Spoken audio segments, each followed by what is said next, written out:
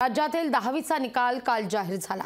या निकालामध्ये नागपूरच्या भिडे प्राथमिक शाळेत शिकणाऱ्या प्रांजली वझाडे या विद्यार्थिनीनं 10वीच्या परीक्षेत 91% गुण मिळवून घवघवीत यश मिळवले।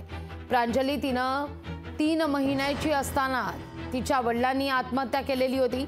बालपणी वडिलांचं छत्र हरवल्यानंतर आईनं मोलमजुरी करून तिला शिकवलं।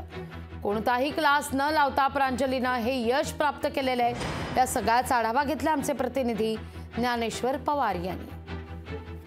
आज राज्यातील 10वीचा निकाल लागलेला आहे आणि नागपूरच्या भिडे प्राथमिक शाळेमध्ये शिकणाऱ्या प्रांजली वझाडे या मुलीने जे आहे ते 91% गुण प्राप्त केलेले आहे आणि एकूणच यामागे त्याचा परिश्रम कसा आहे हे देखील आज आपण जाणून घेणार आहोत। कारण की ती 3 महिन्याची असतानाच वडिलाचं छत हरवलं आणि शिक्षणाचा जो काही खर्च आहे ती त्याची आई जी आहे शेतामध्ये मजुरी करून त्याला इथपर्यंत शिकवले। आपल्यासोबत स्वतः प्रांजली आहे।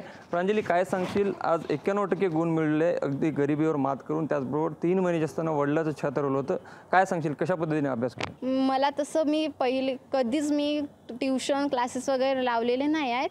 हे मी सेल्फ स्टडीज करते आणि हे फक्त शाळेतील शिक्षकांच्या मदतीने मी एवढे गुण मिळवू शकली असं मला वाटते। आमच्या शाळेत भिडे हायस्कूल आणि ज्युनियर कॉलेजची ही विद्यार्थिनी प्रांजली वझाडे ही 6वीत आमच्या शाळेत आली।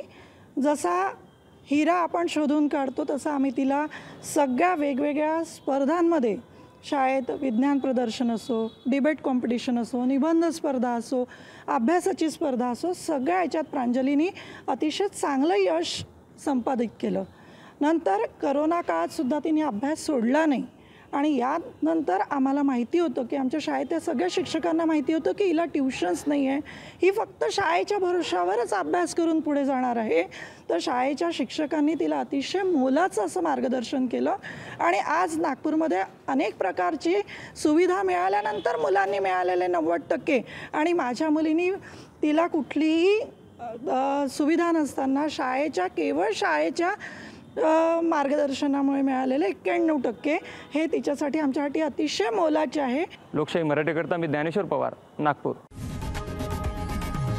लोकशाही मराठी ऐका, पहा, जागरूक रहा।